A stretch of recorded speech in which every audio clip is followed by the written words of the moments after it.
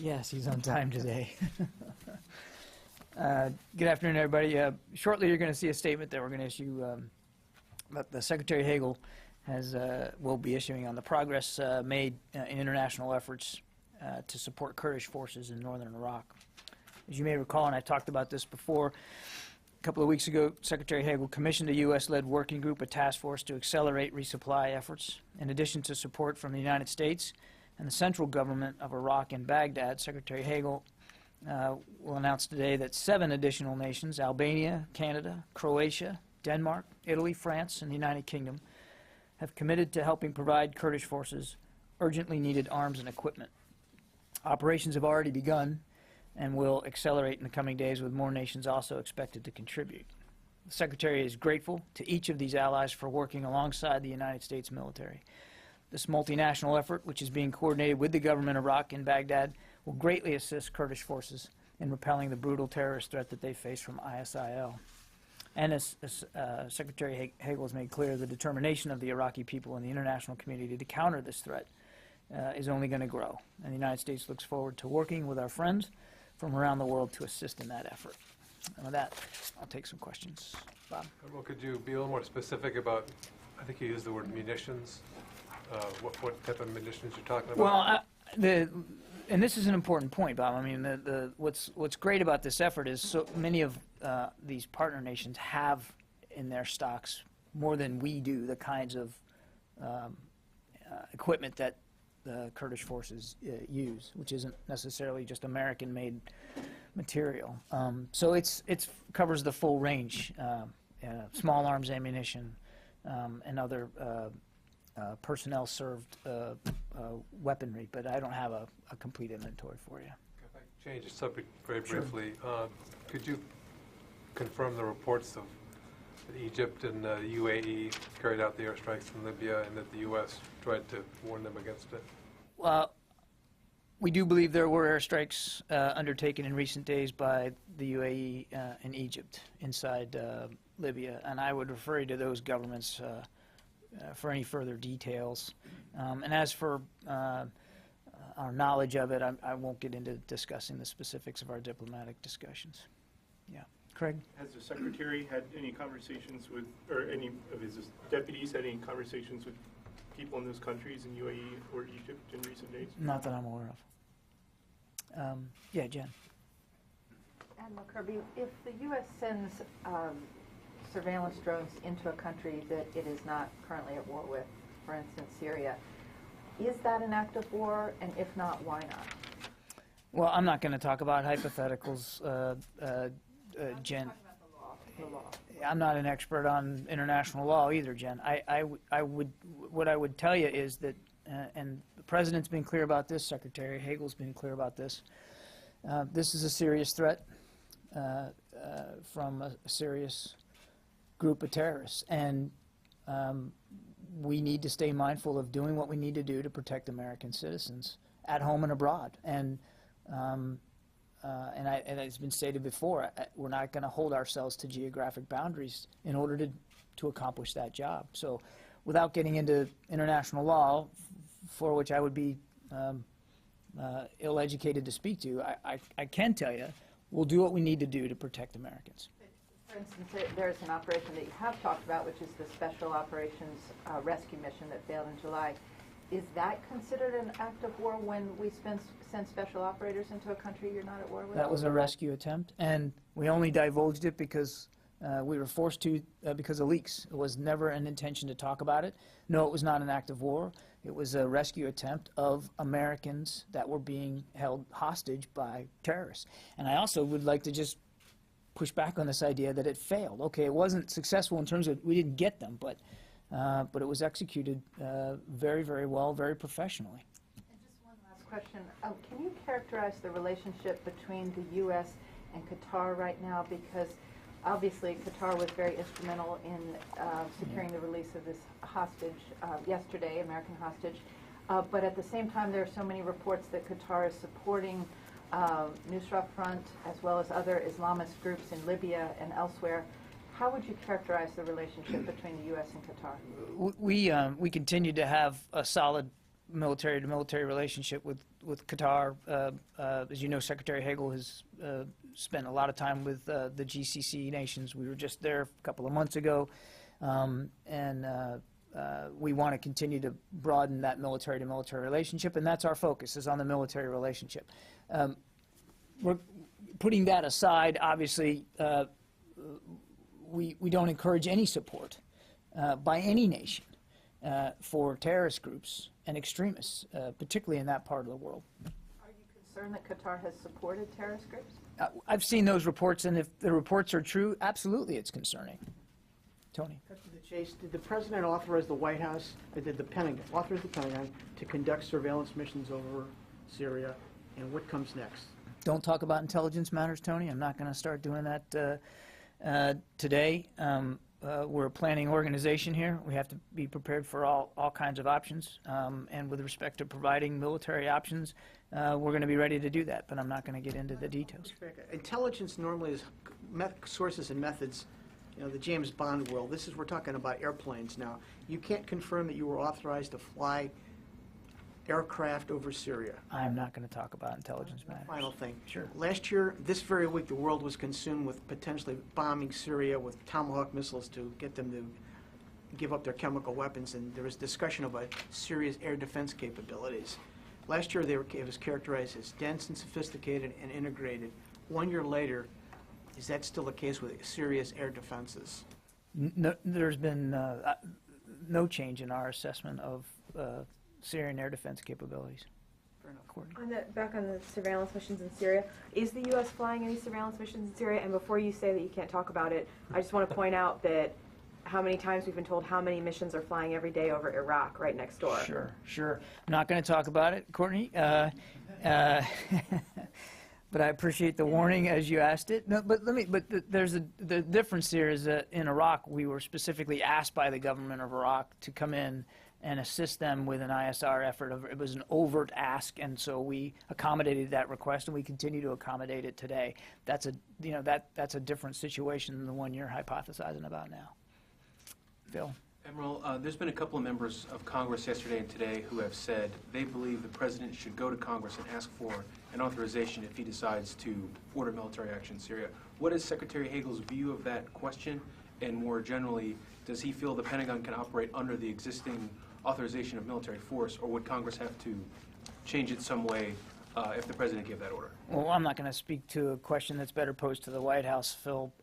What I can tell you is we are operating inside Iraq given the authorities that we've been given by the Commander-in-Chief, and we, not just the Defense Department, but the U.S. government has kept Congress informed of what we're doing. The President's filed, I think, 4 War Powers Resolution letters in response to, or because of what we're doing inside Iraq. So there's been a concerted effort to keep Congress informed. Joe? Kirby, do you know if the Pentagon has enough information, a clear picture about ISIS size, ISIS capabilities inside Syria?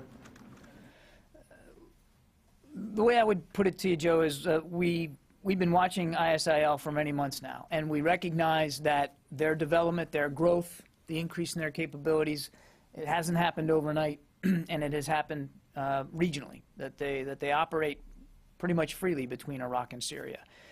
Do we have perfect information about them and their capabilities, whether it's on the Syrian side of the border or the Iraqi side? No, we don't. Now, we're gaining better knowledge in Iraq because we have been flying more surveillance flights over the country since we were asked by the Iraqi government to do so, and because we're in better and more frequent contact now with Iraqi and Kurdish forces. So I think there's a growing sense of knowledge there on the Iraqi side, but it's mixed. Just a quick question: how many flights have you conducted over Iraq since the beginning of the operation? I don't have I'd have to point you to CENTCOM. I'd have to point you to CENTCOM, Joe. I haven't been tallying each and every flight.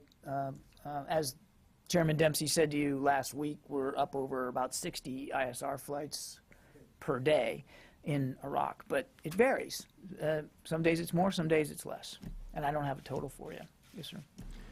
So the head of Air Combat Command recently said that he wouldn't fly A-10s over Syria. and this would obviously extend to some other platforms like, say, the Predator.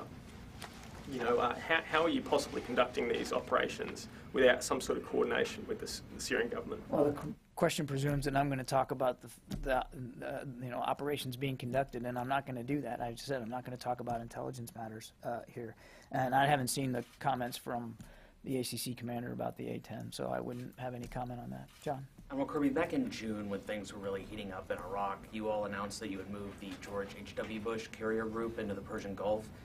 Have any additional forces along those lines been added either to the Persian Gulf or to the Med in recent weeks? And also, did you ever get a response from the Chinese about that barrel roll incident? I'm not aware of any additional naval assets. That said, John, you know this, naval forces come and go routinely, swapping out on deployment. So I'd point you to the Navy for any update on what the naval laydown looks like in the Med and the Persian Gulf. I'm not aware of any major muscle movement changes, such as a carrier battle group, if that's what you mean. The Bush is still the only carrier that we have available in that part of the world. All I saw from, in terms of a Chinese reaction, was public comments they made through their media that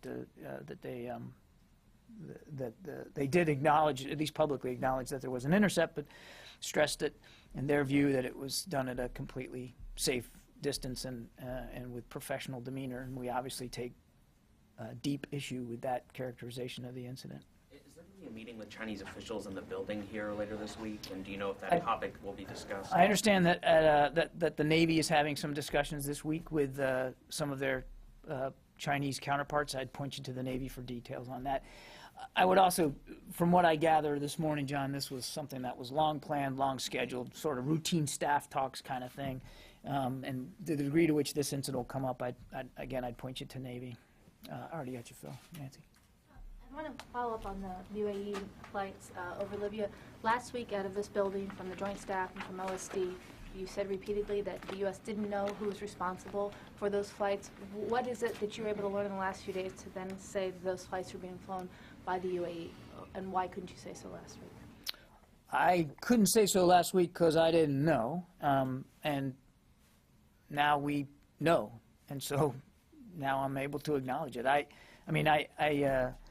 don't think it's worthwhile going through all the mechanisms through which we learn information. There were more than last week. There was, I think, was the first such strike, and it was unclear as to who conducted it. All I could tell you for sure is that we didn't.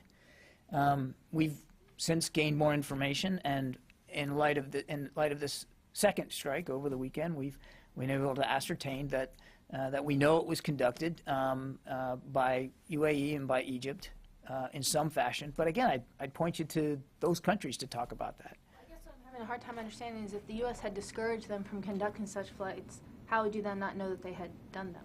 I did not say that we discouraged them from conducting these strikes. What I said was we don't talk about our diplomatic discussions. And is it the position of this building that you welcome that the UAE and Egypt are trying to tackle their terrorism problem independently and without U.S. help? Our position is the same as the United States government position, which is that we want the issue solved in Libya to be done peacefully and through good governance and politics and not violence, and that we discourage other nations from taking a part in Libya's issues through violence. That's our position. Yeah, David. Will these weapons deliveries that you talked about from that coalition begin? They've actually already started to begin, and I can get you a better sense of that later. And who's delivering it? I know Albania and the UK have already started to deliver, but again, I'd have to get you some more fidelity on that. This is an effort that's really just sort of starting. And I'd also point to, and we've said it before, but it's worth reminding, that we too have taken part in some of the delivery of equipment and material to Kurdish forces, helping the Iraqi government conduct that resupply using some of our aircraft. And another question on Iraq. Where does that request from the State Department for additional security personnel stand? Still reviewing it, still looking at it. I would also remind you that we get many requests for forces here in the Pentagon. Some come from the State Department, some come from combatant commanders. There are many options in how you address those kinds of force requirements. We're working through those options right now. Yeah, Phil. On UAE and Egypt on the strikes in Libya, why wouldn't that be seen as something that would be helpful? The United States wants allies to step up in its support against militant threats. Well, why wouldn't it be seen as something helpful? Why wouldn't the United States be applauding that? Well, what we don't want is more violence on top of the violence that's already existing inside Libya. It's already a tenuous enough security environment as it is. And we do want to see that resolved. We do want to see a peaceful, stable future for Libya and for the Libyan people. It's not just good for them, it's good for that part of the world, which has already got issues of security as it does. So, but adding more violence onto it, we don't believe is the answer. Yes?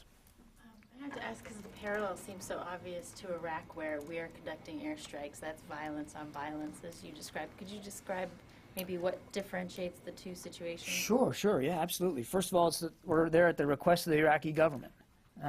This wasn't some unilateral decision by the United States to strike targets inside Iraq. Number two, we are there.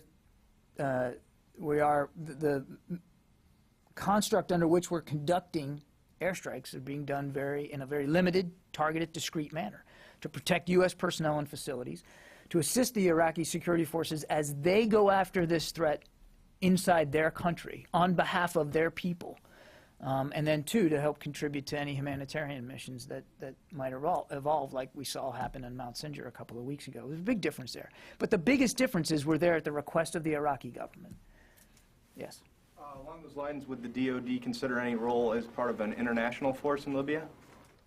I'm not aware of any such consideration. Yes? As far as this terrorist organization, ISI, is concerned, where do they get financing, training, and military equipment or weapons? We've talked about this for a long time. They're well-resourced. They get money from donations. They get money from ransoms. Frankly, they get money from, this is a group that tries to develop their own revenue streams. And it's why they take over facilities. It's why they wanted to control the dam. They actually grab ground and try to keep it.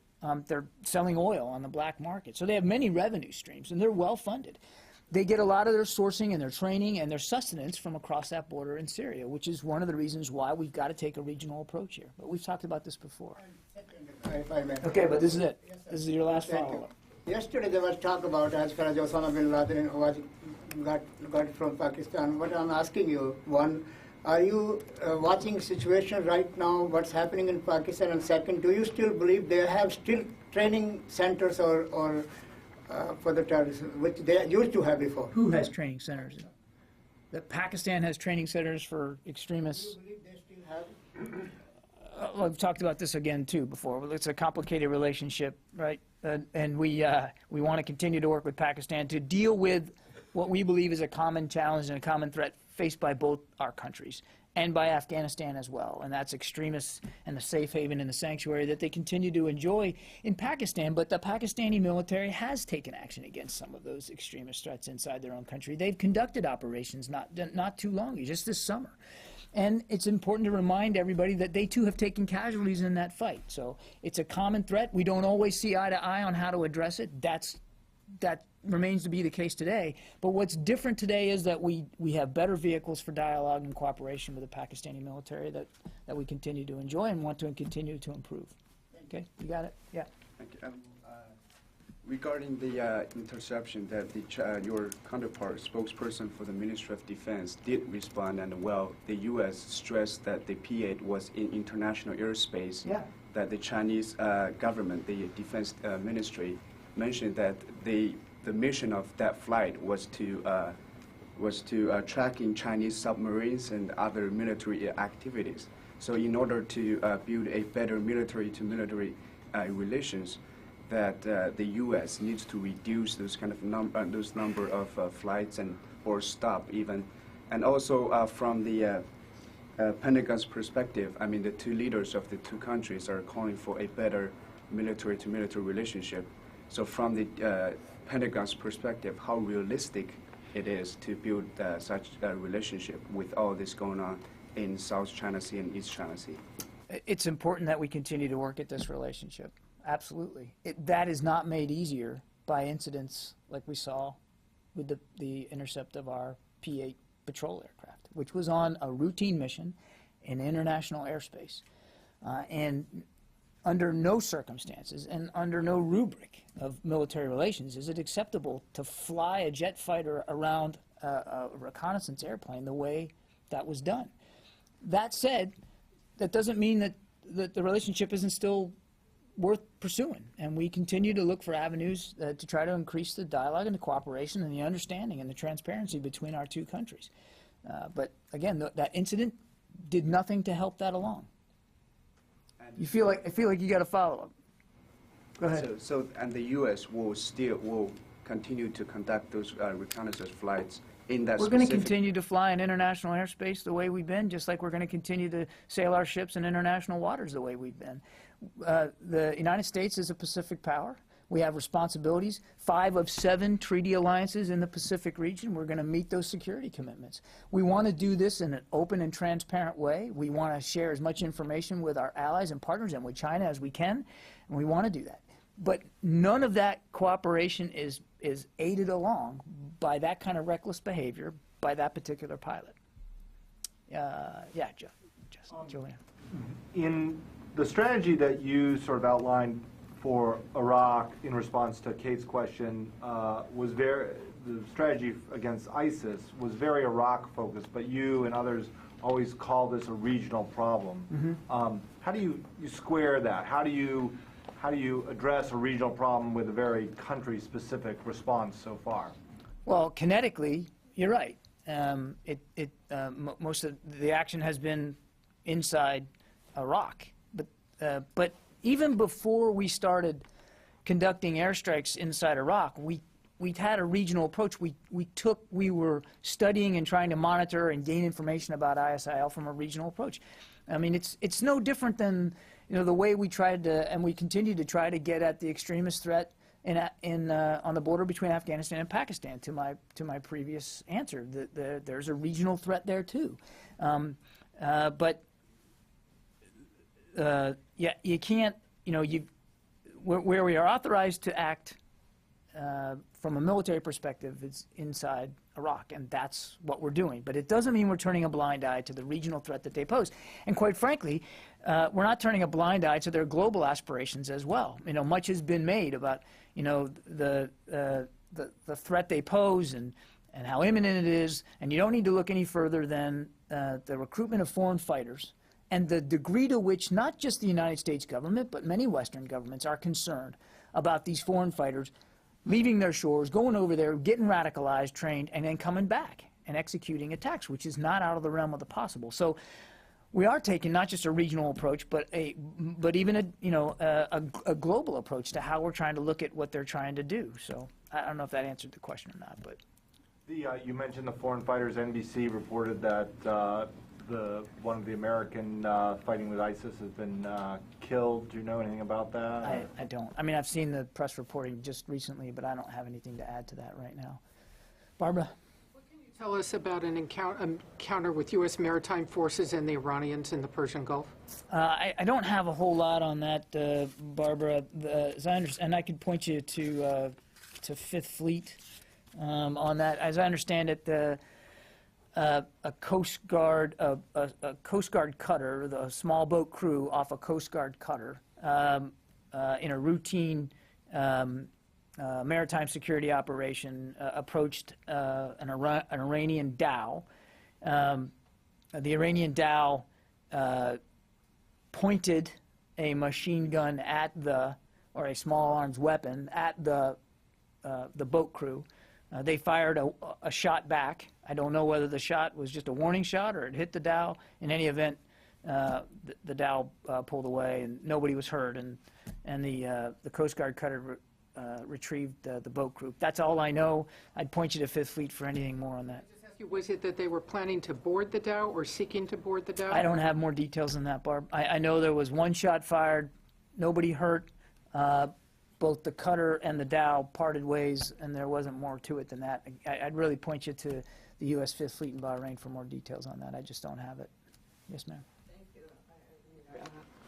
On North Korea, recently a North Korean deputy ambassador to United Nations has mentioned at the news conference in United Nations, North Korea urged to stop ongoing U.S. and South Korea joint military exercises, and North Korea also warning preemptive strikes to U.S. and South Korea. How does the U.S. respond on this? I haven't seen those comments. Our security to, our commitments to the security of the peninsula and to our treaty allies in South Korea remain steadfast, as they always will. Our exercises will continue, and we continue to call on the North to meet its international obligations. Wrongly mentioned about the preemptive strike to Korean peninsula. I will just say that our commitment to the security on the peninsula and to our alliance with South Korea is ironclad. Yeah, Phil. You've said a couple times today that American airplanes are operating over Iraq at the invitation of the government there. Is there anything about that agreement that restricts their ability to, for example, surveil over the border into Syria? I'm not going to talk about, I'm just not going to go beyond the mission that we're conducting inside Iraq. I mean, we're there at the invitation of the Iraqi government to do a couple of things to help, and mainly to help Iraqi security forces combat this threat by ISIL. And we do that through surveillance flights, but also through airstrikes from combat aircraft. And that's really the limit that I can talk about today. Are there any restrictions? I'm not going to get into ROE from the podium here, Phil. We're authorized to conduct air operations over Iraq for two main purposes, and I've talked about that. And that's as far as I'm going to go. The U.S. doesn't recognize Assad as a legitimate leader in Syria. So by that logic, the U.S. could never fly surveillance missions because you're never going to be, the government of Syria that the U.S. does not recognize would never invite them to fly surveillance. Right? So can you rule out coordinating with the Assad government? We are not coordinating with the Assad regime on the operations that we're conducting in Iraq, or the operations, or any efforts to combat ISIL. Does the border between Iraq and Syria still effectively exist from your perspective at the Defense Department? General Dempsey said last week there basically is no border. So is there? I mean, there's a border. If you look on a map, there's a border. What we're saying is that that it's porous to the degree where it, in all practical purposes, doesn't exist for ISIL because they flow freely back and forth. But it still exists for the Defense Department. Of course, it still exists for the Defense Department. I mean, we recognize there's an international border between Syria and Iraq. What we're saying is ISIL treats that part of the world as if there is no border for them. I got time for one more. Yeah. CENTCOM said that it's OSD's responsibility to calculate the cost of the Iraqi airstrikes. Do you have a cost yet, and will we have to wait for a comptroller's request before we hear any Who said it's our responsibility? CENTCOM. Well, look, right now, what I tell you is that funding for the operations we're conducting in Iraq are being absorbed through current year allocations that Central Command has. The chairman and the secretary both said that we're okay in 14, and if operations continue, we might have to take a look at 15 to see if there's a need to request more. I don't have an estimate for you, specifically day by day, but it's being absorbed through current allocations that Central Command has at their disposal, and the services have at their disposal, because, I mean, the services are really the force providers. Okay, thanks, everybody.